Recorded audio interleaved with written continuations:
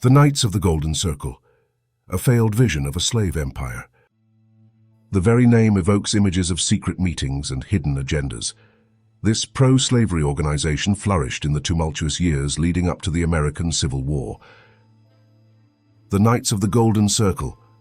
Just the name conjures visions of shadowy cabals, clandestine meetings, and whispered conspiracies.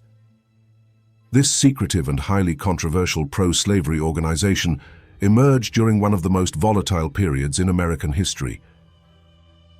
More than just a secret society, it was a bold and dangerous movement with a grand vision: to create a vast, slave-holding empire that would stretch across the southern United States, Mexico, the Caribbean, and Central America, a proposed dominion they called the Golden Circle.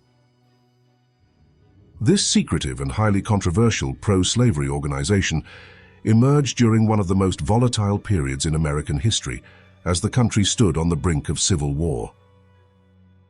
Founded in the 1850s, the Knights attracted politicians, military officers, and citizens who believed that the future of the American South and slavery depended on expansion and dominance. Operating behind closed doors, they used coded language, secret rituals, and underground networks to spread their ideology and influence public opinion. Their efforts weren't confined to fantasy. They plotted invasions, attempted coups, and even infiltrated elements of the US government. While the Civil War ultimately derailed their ambitions, the shadow of the Knights of the Golden Circle lingers as a chilling example of how organized extremism, cloaked in patriotism and secrecy, can pose a threat to democracy and justice. Their story is a stark reminder of the lengths to which people will go to preserve systems of power built on oppression. Founded in the mid-19th century, the group sought to expand slave-holding territories by creating a vast golden circle of influence that would encompass the southern United States, Mexico, the Caribbean, and parts of Central America. As tensions between North and South escalated, the Knights gained traction among Southern sympathizers who viewed the expansion of slavery not only as a right, but as a destiny.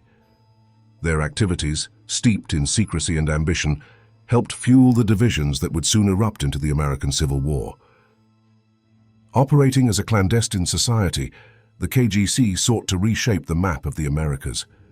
Their vision was both audacious and deeply disturbing. It was a vision built on the foundation of slavery. The Knights of the Golden Circle was founded in 1854. The man behind this organization was George W.L. Bickley. He was a physician and adventurer with grand ambitions. Bickley envisioned a vast Golden Circle empire. This empire would be centered on the institution of slavery. This Golden Circle was intended as a haven for slavery to thrive and expand. It was a direct response to the growing abolitionist movement. More than that, it was a challenge to the North's economic and political power. The KGC sought to create a Southern counterweight, a counterweight strong enough to dictate the future of the nation.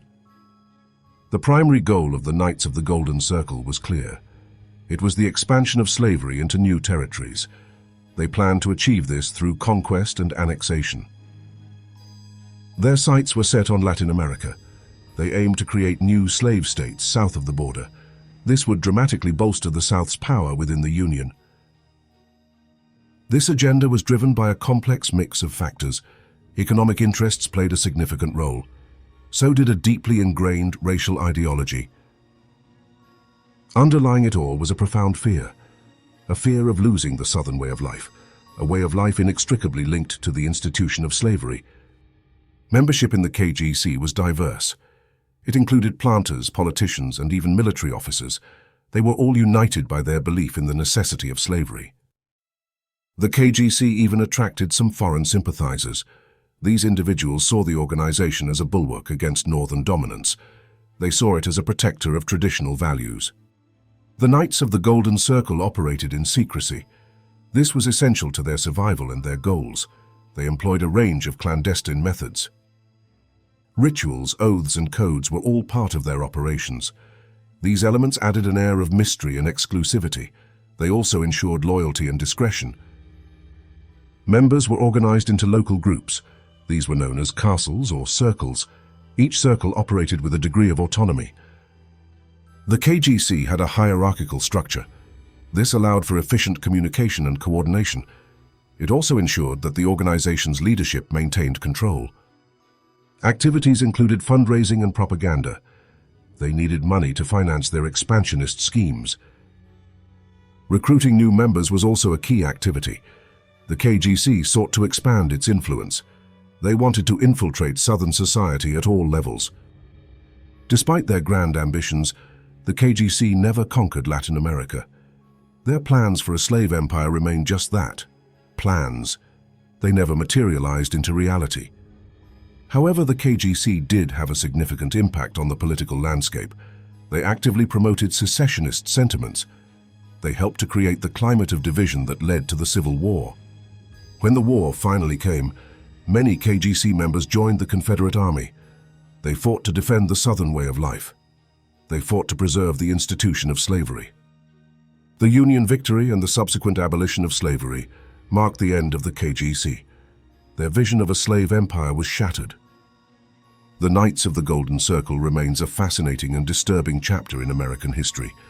It serves as a reminder of the dark forces that once threatened to tear the nation apart. It is a reminder of the enduring legacy of slavery. Born from a blend of ambition, ideology, and secrecy, this organization exemplified the extreme lengths to which pro-slavery advocates were willing to go in order to preserve and expand their way of life. Their vision of a vast slave empire stretching from the American South into Latin America reveals not only the geopolitical aspirations of the antebellum South, but also the desperation of a society built on human bondage. This is a chilling reflection of how conspiracy, extremism, and racial supremacy operated in the shadows, sometimes with support from influential figures. Most of all, it is a reminder of the enduring legacy of slavery in America's political and cultural memory, an echo of a past that continues to shape the present. To confront this history honestly is not to dwell on shame, but to ensure that such ideologies never again find fertile ground. Remembering the Knights of the Golden Circle reminds us that history is shaped not only by ideals, but also by dangerous ambitions. Their legacy highlights the need to remain vigilant against hate, oppression, and extremism. By confronting these darker chapters of the past, we equip ourselves with the knowledge and awareness needed to build a more just and unified future. History must be remembered not to glorify it, but to learn from it. Don't miss a moment of our latest content. Be the first to catch new videos packed with stories, insights, and discoveries you won't want to miss. If you enjoy, don't forget to like, share, and subscribe. It's the best way to stay updated and support the channel.